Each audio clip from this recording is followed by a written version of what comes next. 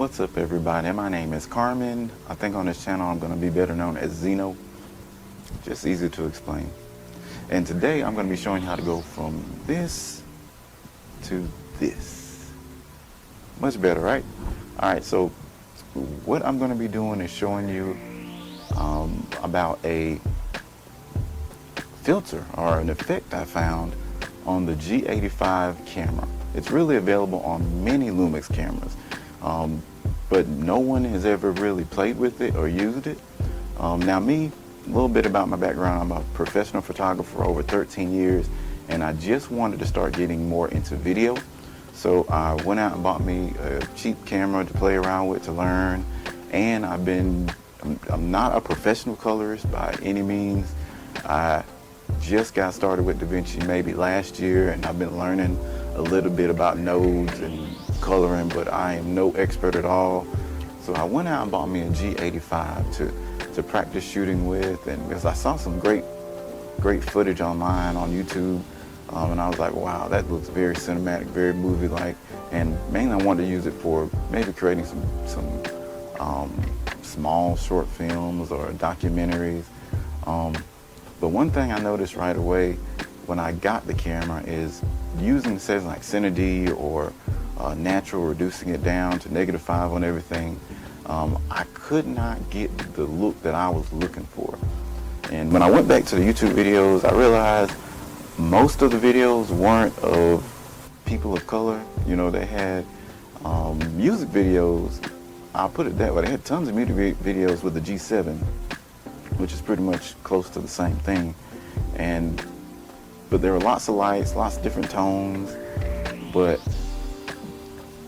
I guess I couldn't get it to look like I wanted it to look. So I said, okay, maybe I just need to play around with it some more. So I played around with it some more, and I eventually got it like I wanted to with Cindy. I reduced everything, and I was like, okay, it looks pretty good. So one day I was just playing around. I noticed it had filters on it. So I was just looking through the filters, and one that came up was the filter called Fantasy. If you ever looked at this filter, it is the closest thing to what log looks like on a camera that has log. It's very washed out, the blacks are not crushed, the highlights look good, but it's just, I think, blue or green tint to it.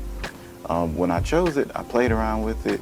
I noticed if you choose Fantasy and you click white balance, you can reduce the color or the effect of it down to almost where it's a neutral color.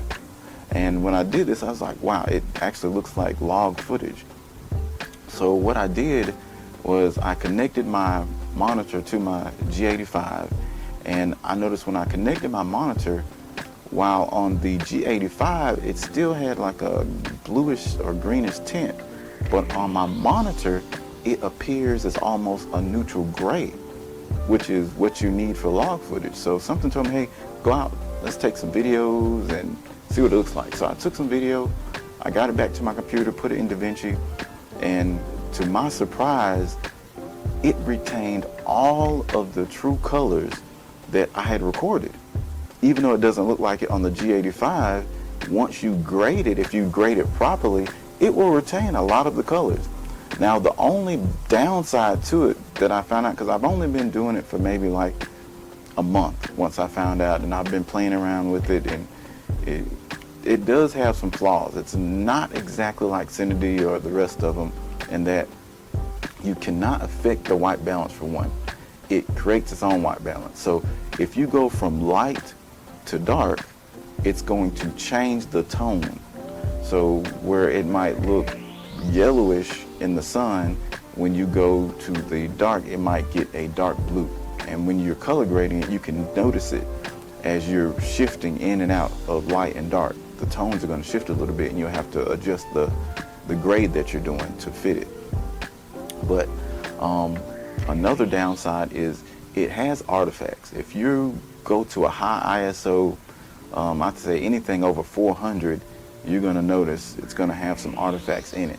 Now, you could probably try and cover it up with some film grain or something to that effect, but I try and keep it at ISO 200 to 400, and you can do great in shadows with it if you can get it to stay at 200.